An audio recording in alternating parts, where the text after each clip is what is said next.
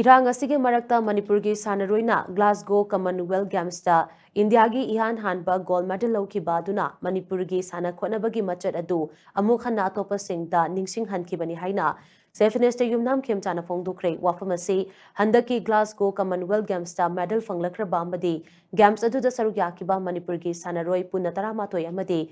Tara-taruk amadi tara-tare suba National Gamesta gold medal laurakraba sanaroi-singda laingaki thabak pibagi appointment khusinabagi thoramda mahagna fongdokhibani. Manipur laingaki Department of Youth Affairs and Sports na sinduna ngasi Kumalampak Indoor Stadium da pangthokiba thoramadуда Chief Minister Yumnam Khemchana hai thokliba iranga sina phibam soklaba iramda Manipurgi phibam asi Atoppa singna karamba phibam da lairibage haina hanglakpada ikaiba phawba matamaduda Manipurgi sanaroina handaki Glasgow Commonwealth Games da Indiagi ihan hanba gold medal laurakhiba asi apenba amani.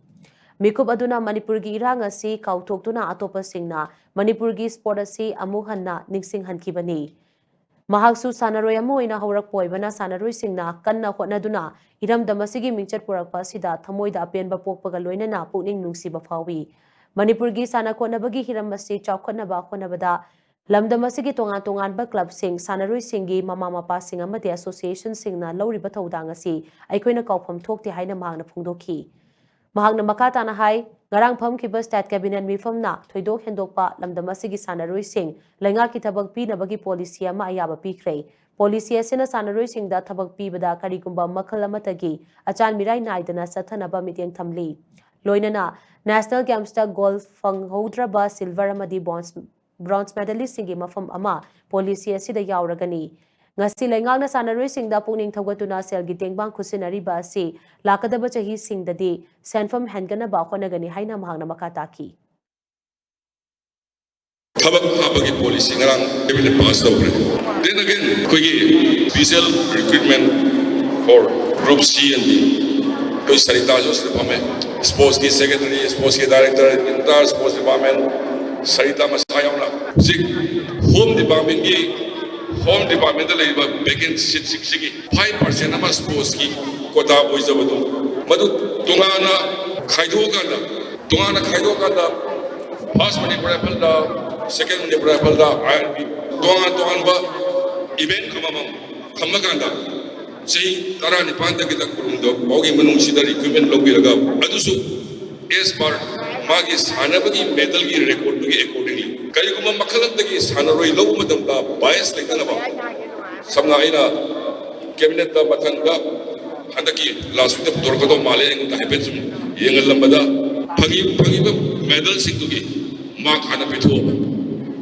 so that heng certificate chumi lali dang yenga kana angang singdugi mark do apdum leijarani aduna kariguma makhalamdagi oi arot paleitana bayang koina ngamigi sida ngangal semba or masi haidana aduma tawre ngasigi thawramaduda handaki Glasgow Commonwealth Games ta India gi ihan hanba gold medal laurakiba Olympic silver medalist Saikom Mirabai Chanuda sel oina lupa lakh kun yauna certificate amadi lengyan kusinaduna ikai khumnabutki loinana games asigi silver medalist boxer Mandengbam Jadumani weightlifter Chanambam Risikanta amadi bronze medalist Sorokhaibam Bindyarani da mathang sena lupa lakh tara manga amadi lupa lakh tara yauna certificate amadi lengyan kusinaki loinana games asida saruk yakiba sanaroi tareta lupa lakh mari certificate amadi lengyan kusinaki loinana ngasigi thawramaduda aerobic gymnastics ta India gi oina